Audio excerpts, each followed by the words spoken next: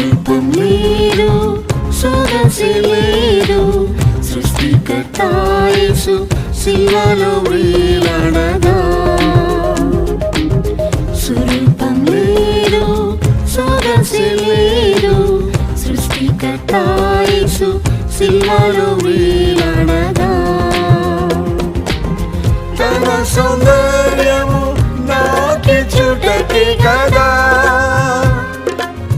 తనకు తానే బలిగా అర్పించెను.